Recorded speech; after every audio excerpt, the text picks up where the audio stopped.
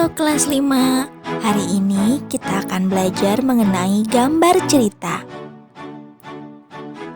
Gambar cerita adalah sebuah gambar atau urutan gambar yang saling berhubungan satu dengan yang lainnya, sehingga membentuk sebuah cerita.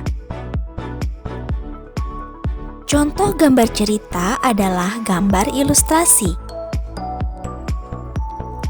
Gambar ilustrasi berfungsi untuk memperjelas, memperkuat, memperindah, memperkaya, atau menerangkan sebuah cerita.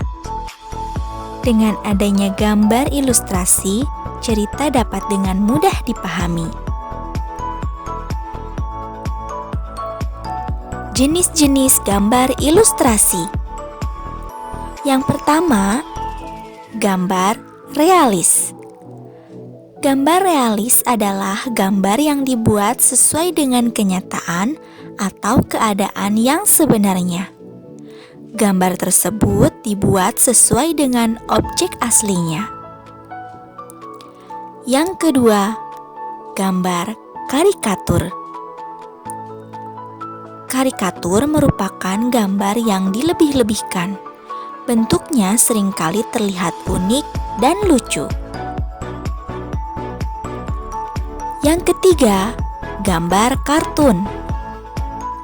Kartun adalah gambar yang mengandung humor. Kartun juga terlihat lucu dan mengundang tawa. Tokoh kartun sangat bervariasi, bisa berupa tumbuhan, hewan, atau manusia.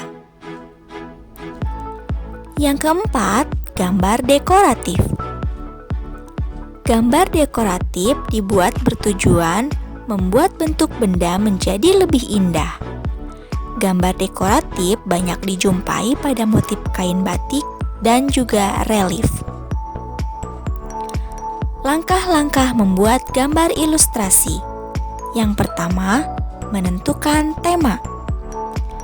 Tema harus sesuai dengan cerita yang akan diilustrasikan. Yang kedua, membuat gambar. Membuat sketsa atau rancangan gambar yang dibuat sesuai dengan tema yang telah ditentukan, kemudian dipertegas menjadi gambar jadi. Yang ketiga, mewarnai. Memberikan warna pada gambar sehingga gambar terlihat lebih menarik. Berikutnya, ide pokok. Ide pokok adalah gagasan atau ide yang menjadi dasar sebuah paragraf. Ide pokok menjadi kalimat utama yang kemudian dikembangkan menjadi beberapa kalimat pengembang sehingga menjadi sebuah paragraf. Kalimat utama. Kalimat utama merupakan kalimat yang berisi pokok pikiran utama atau ide pokok utama dan menjadi dasar untuk mengembangkan paragraf. Letak kalimat utama. Yang pertama, bisa di awal paragraf atau disebutnya deduktif. Kedua, bisa di akhir paragraf atau disebutnya induktif. Dan yang ketiga, bisa di awal dan di akhir paragraf, disebutnya campuran. Langkah-langkah menentukan ide pokok paragraf. Yang pertama, membaca tiap paragraf pada sebuah teks bacaan.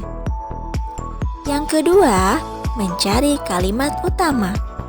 Kalimat utama bisa terletak di awal paragraf, akhir paragraf, atau di awal dan di akhir paragraf. Yang ketiga, menentukan ide pokok yang ada pada kalimat utama.